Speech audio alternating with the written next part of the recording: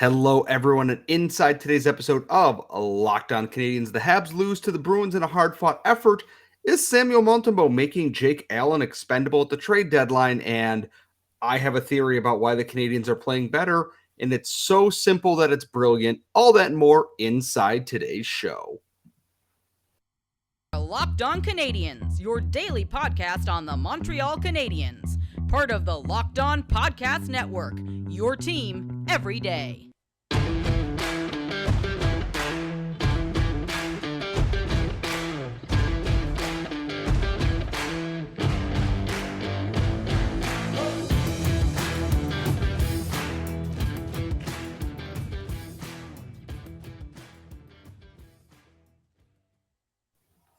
Hello, everyone, and welcome to episode 772 of Locked On Canadiens. And this episode is brought to you by FanDuel Sportsbook, the official sportsbook of Locked On. Make every moment more. Visit FanDuel.com/LockedOn today to get started. I am one of your hosts. I am Scott Matlin. I'm joined, as always, by the active stick, Laura Sabo, who is, unfortunately, a Bruins Flyers fan, who co-hosts a Canadiens podcast with myself. Laura, despite your conflicting loyalties tonight, what are your thoughts on the game? I just want everyone to know that this is a meme and it's not real. You're not listening to a Habs podcast co-hosted by a Bruins fan, of all things. Maybe a Flyers fan, but even that's a little bit of a stretch. That might be worse than being a Bruins fan nowadays, though. Like, it's true, but it's a meme. It's a joke about me. It's not real. I am a Habs fan. Don't worry. But that game was honestly, it's like you said, the conflict lies in the fact that the Canadiens seem to be playing much better now. And I know we're going to get to that in the third segment, but you want them to lose. So they're losing, but you're also getting disappointed that they lost because they played well or because Samuel Montembeault deserves better or whatever. So there's a little bit of internal conflict going on there, a little bit of cognitive dissonance that we're experiencing as Habs fans. But at the same time, and I know we're going to really get into it in this segment, is Kirby Dach is a revelation, much better than even you could have expected, unless you were really, really paying attention, unless you were Ken Hughes, essentially.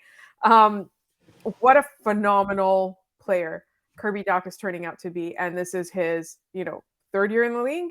This is his fourth year in the league. Counting injuries will basically count it as like a full third season. Right, because he missed so much. And it's like, and look at his contract and look at the way he's playing. Damn, the Canadiens made a great trade there. For the game, the Canadiens kept it close in the first period. The Bruins very clearly are the best team in the NHL. Like, that is not a disputable fact at this point. They are far and away the best team in the NHL. Kirby Dach on the power play put the Canadiens up 1-0. The Bruins answered. The Bruins went up 2-1. Kirby Dach scored again.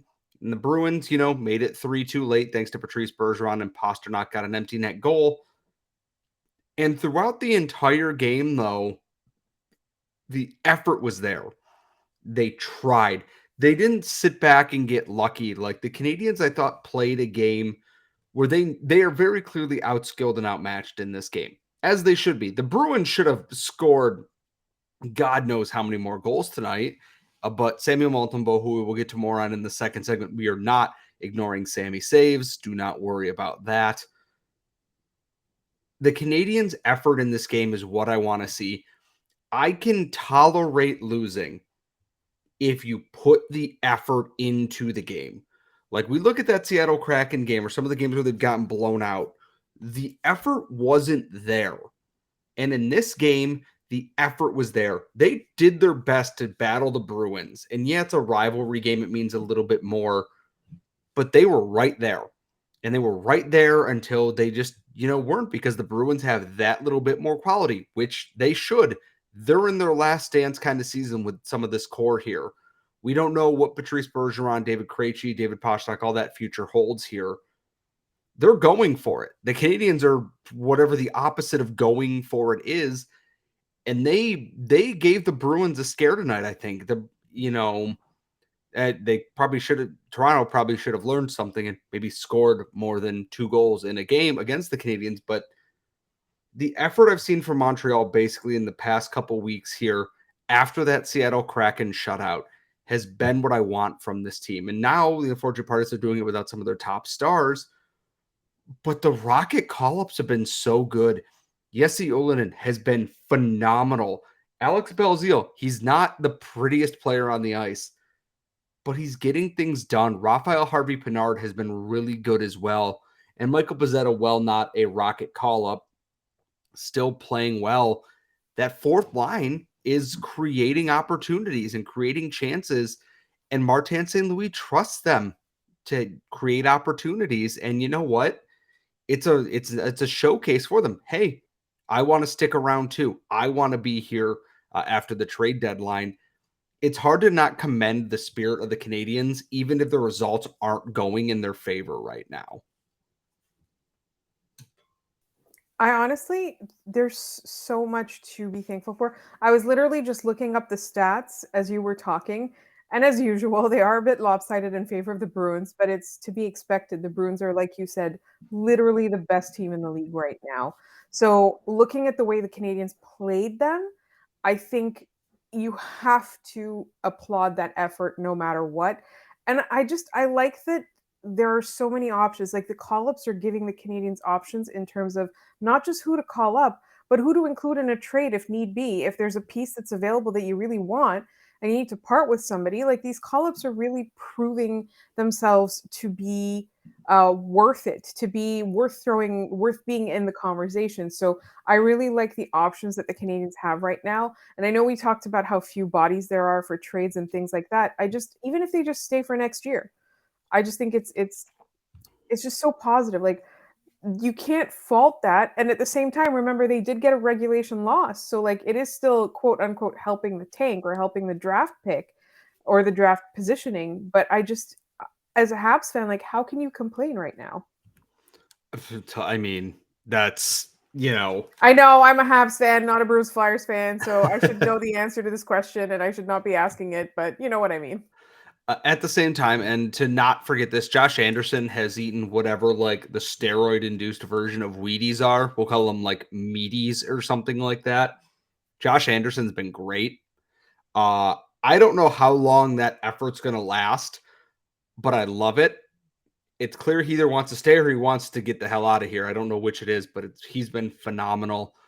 Points or not, I think he's played really, really well. And speaking of people who have just surprised all of us, Samuel Montembeault, absolutely stunning once again in this game and in the past 8 that he has started in a row. We're going to talk about him and what it means for Jake Allen's future and everything coming up next.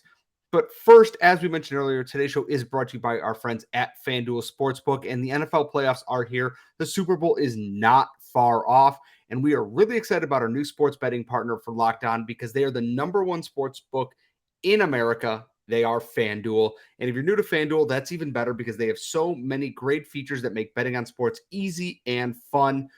If you're a new customer, you can get started when you join today with $150 in free bets guaranteed. All you have to do is place one $5 bet. Just sign up at fanduel.com/lockedon. Has all your favorite bets from money line, point spread, player props, everything you're looking for. And you can combine everything together in the same game to make a same game parlay. Like I said, you got this weekend. You've got the AFC championships. You got the NFC championships. There's going to be all kinds of things there for you. Should be a bunch of high scoring games. So go crazy on the money line if you want to. And it's all on an app that's safe, secure, and super easy to use. So if you're a football fan or a sports fan in general, don't miss out. Just place your $5 bet to get $150 in free bets, win or lose at fanduel.com/lockedon. And remember, make every moment more with FanDuel, official sportsbook partner of Locked On and the NFL. We are back here at Locked On Canadiens. We are always reminding you, please gamble responsibly if you're using an online sportsbook. Samuel Montembeault. Sammy saves, as Mike O'Brand on Twitter put it, and that is something I'm going to steal now to use on this show.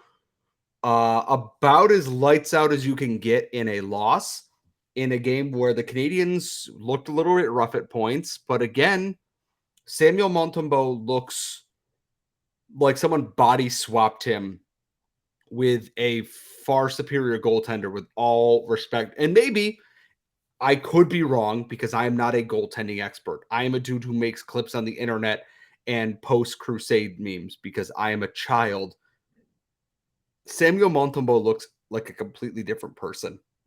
And I don't know if it's being healthy, if it's technique, if it's confidence, if it's those cherub rosy cheeks he's got that store all of his talent. Dude's been incredible since Jake Allen went down with injury, and Allen is nearing a return. And I'm going to pose the question to you, Laura, and to our listeners who are free to, please email us, talk to us on Twitter at LO_Canadian about this. The starting job is Samuel Montembeault's to lose now, correct? Like, we love Jake Allen on this podcast, but Samuel Montembeault should be the starter going forward, yes?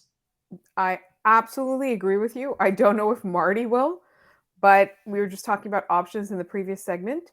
I think Samuel Montembeault has done everything he possibly can. I mean, he's like, some of his stats are in the top 10 of goaltenders in the league right now. It's not nothing. He's played a lot more, obviously, now. Unfortunately, they don't seem to have a backup option for Samuel Montembeault right now, or they don't seem to trust their backup option. But having been thrust into the limelight, playing big games against big opponents, Toronto and Boston right after each other. I mean, come on. Saturday night at the Bell Center, that is Carey Price domain, right? And that's what they're doing right now, is they're playing Samuel Montembeault in those minutes. And every single time we're in that limelight, in that position, under that pressure, and every single time, whether it's a loss and it's not Samuel Montembeault's fault, or it's a win and it's due to Samuel Montembeault, he has played so well that he's right now the Montreal Canadiens starter. He should be, at the very least. If they're not considering him that, they should be considering him that. And at the same time, I don't know what's going to happen when Jake Allen, if and when he's ready to return. Are they just going to go back to playing him as the starter just by default?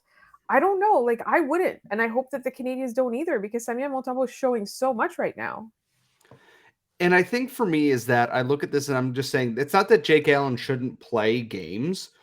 It's that in the 1A, 1B system that the Canadiens should be theoretically playing right now, Samuel Montembeault should be your 70% starter here.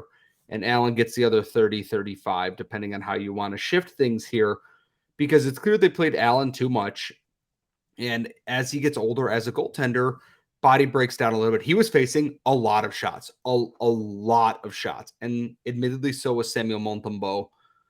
And they're kind of not subjecting Caden Primo to what I think they think would be an onslaught, basically. And I'm wondering now, with an 8th game in a row here started now tonight, they play the Red Wings on Thursday, they play the Senators on Saturday, and the Senators on Tuesday. You've got to start Caden Primo probably against the Red Wings at this point. You got to give Samuel Montembeault a break, because then if he breaks down, you have Caden Primo, and there are no other NHL contracted goalies in the organization. And we know Kent Hughes wants to save his contract spots unless Jake Allen is back. If Jake Allen is back, you probably give him the start against Detroit and maybe not against the Senators, just because the Senators' offense is what it is. I don't know if it's good or bad. I try my best to not pay attention to Ottawa and the Senators as much as I can. But my other question is now, if a team desperate for a veteran goaltender to be a backup or a 1B calls at the deadline and says, we'll give you a first-round pick for Jake Allen, you got to take that, right? You find either you sign someone like Kevin Poulin to an NHL deal or whatever, and you ride Montembeault. You take somebody else's goalie off waivers. That's what I was going to say, is that it's like, I wonder if you just find a team who has a guy in an NHL contract in the AHL and go, we'll give you a 7th-round pick. Right. And you stick him and Montembeault together. Like, if Samuel Montembeault can prove that this isn't just like a little bit of a blip, and that his consistent play is around a 9-10 to a 9-15 overall, he's putting up a 9-20 something most nights now with the shots that he faces, and someone calls and asks for Jake Allen, you do it in a heartbeat. You say yes, right? Yeah, if you're getting something back, you absolutely say yes. And the thing that I'm laughing about right now, ago, we would not be having this conversation. We would not even be thinking about it. We'd be like, no, we need Jake Allen. The Canadiens cannot survive without Jake Allen. And now it's like, well, they can, but get value for him because he still has value. And that's the thing is, it's like he has value around the league. He's a Stanley Cup winning goalie. Like, it is, like you said, it's very weird. We thought even a month ago, without Jake Allen, the Canadiens are basically going to explode and die. Like, and Samuel Montembeault is just like, nah, I got this. I got this. And once we find the goaltending expert to bring on here, I want them to explain it to me because I want to know. I love little things like this. I want to know why Samuel Montembeault is suddenly so good, or at least relatively compared to last year. He's not the top goalie in the league. You know, Swayman and Allmark are at the top there because the Bruins are very good, et cetera, et cetera. But on a bad team, and yes, the Canadiens are a bad team, Samuel Montembeault has been so good. I am curious to see which teams are going to be calling for goaltending at the deadline here because it's always a necessity. There are teams that always need goaltenders when the going gets tough here. Edmonton could be one of them because Jack Campbell has not worked out the way they've really wanted, and it's Stuart Skinner out there. Calgary, if they don't really have a trust in Jacob Markstrom and Dan Vladar down the stretch there. In Dallas, do they want someone to back up, Jake Ottinger, who's been very good? In Florida, do they want literally anyone to stabilize the goaltending situation there? Just if Matt Murray's not working out in Toronto. No, we are not giving Florida a goaltender as long as we have their pick. Yeah, but what if we get another one of their picks when it eventually all comes crumbling down anyways? We just want them to end up as low as possible in the standings right now. And here's the thing, though. It's the Florida Panthers. They cannot play defense right now. They're coached by Paul Maurice and Sylvain Lefebvre. They can play offense all they want, but they can't play defense. And as we've learned about Jake Allen playing behind no defense this year, eventually that just breaks down and everything goes badly, which means it goes goodly for the Habs. Yes. I don't know if goodly is a word, but we're treating it as a word in this situation. It is a word, but I don't know if it means what we want it to mean in this context, but it's definitely a word. As long as it's not, something offensive, I think we'll be okay on that front. We're good. But there's going to be options for Jake Allen if teams call. There might be options if teams call and offer a lot more for Samuel Montembeault because he's cheaper, younger, and has another year on his contract.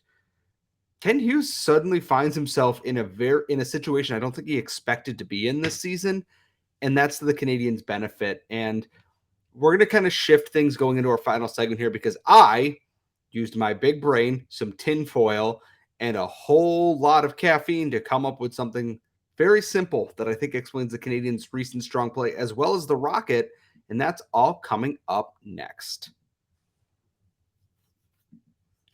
So we are back here at Locked On Canadiens, and I have a theory, which for most people who follow me on Twitter go, oh dear God, Scott's tweeting from the bathroom again. No, I am sitting in my chair in my living room recording this podcast, and during the game, watching the Canadiens kind of stick with the Bruins, I had a thought. The Canadiens and the Laval Rocket, as of right now, they are absolutely ripped to shred by injuries, call-ups, everything else going on right now.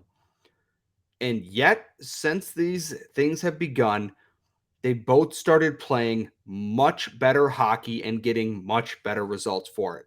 In the Rockets' case, great, closer to the playoffs. They are in a playoff spot right now. For the Habs, you're falling on a Connor Bedard conversation, but that's panic for another day.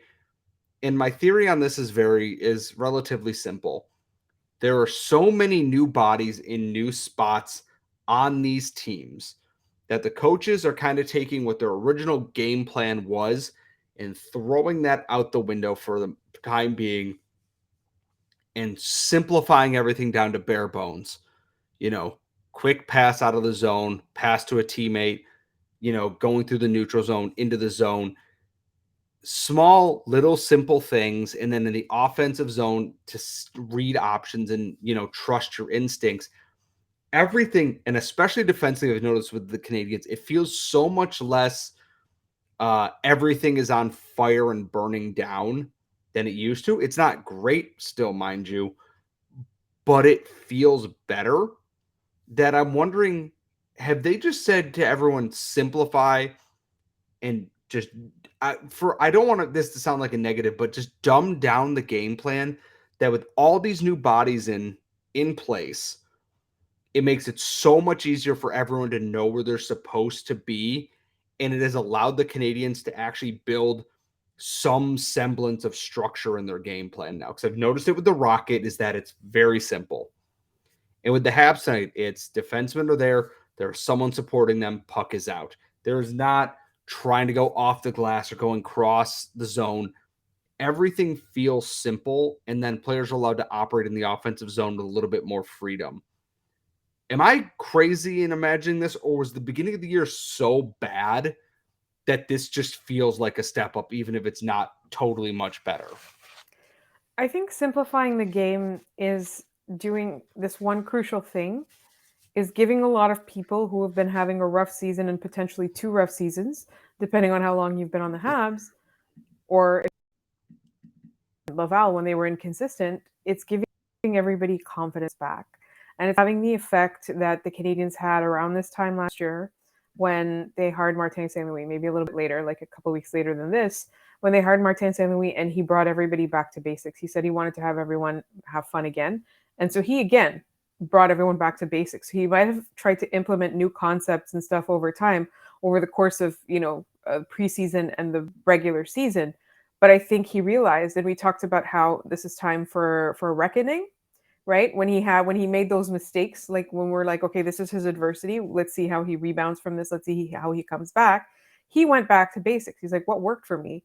Taking everybody back to basics last year. That's what we're going to do. This lineup, as it is currently composed, is not yet capable of complex concepts, new ideas, or new strategies, or maybe they are to a certain point. But what simplifying has done is giving people back their confidence. So no, you're not going to be able to beat world beaters night in and night out if you play simple hockey, because they're miles ahead of you. They have more of the talent, more of the skill, and it gives their coaches a little bit more freedom to try things.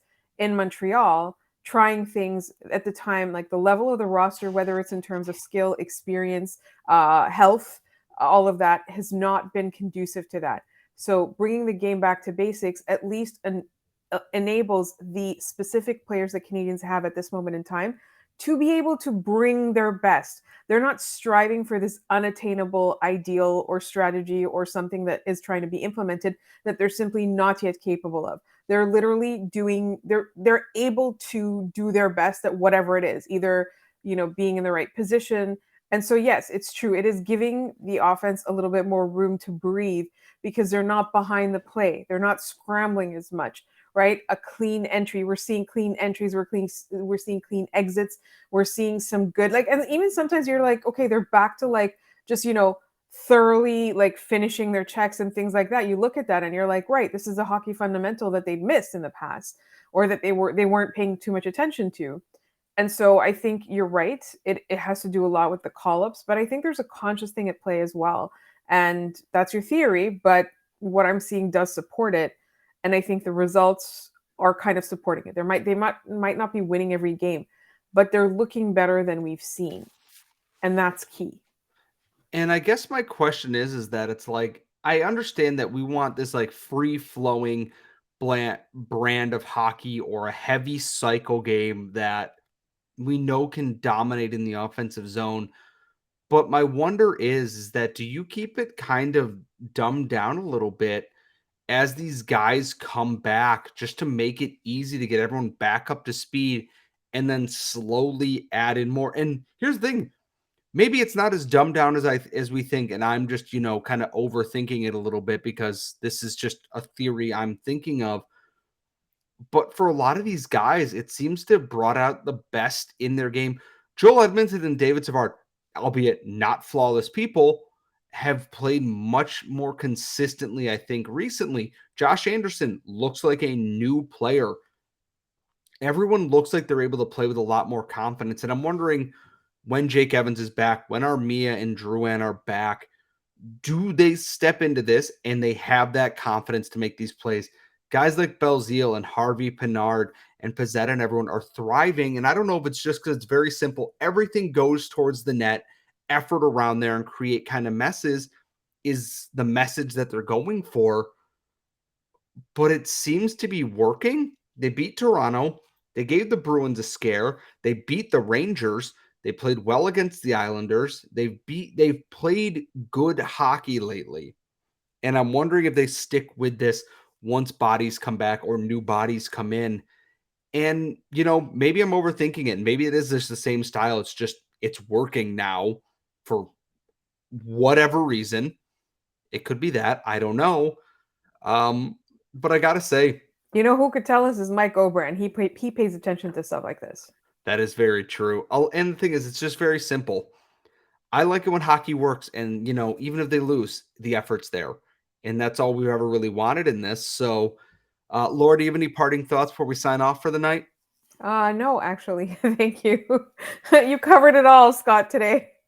First time for everything. As always, you can follow us on Twitter at LO_Canadians. You can follow Laura at The Active Stick and myself at Scott Matla. You can find us wherever you get your daily podcasts, and you can find us on YouTube if you are watching this. Make sure you ring the bell to get notified every time we post a brand new episode. We will see you tomorrow night after the Laval Rocket game. Folks, we have more mailbag questions and likely plenty more to talk about all coming up. We will see you then.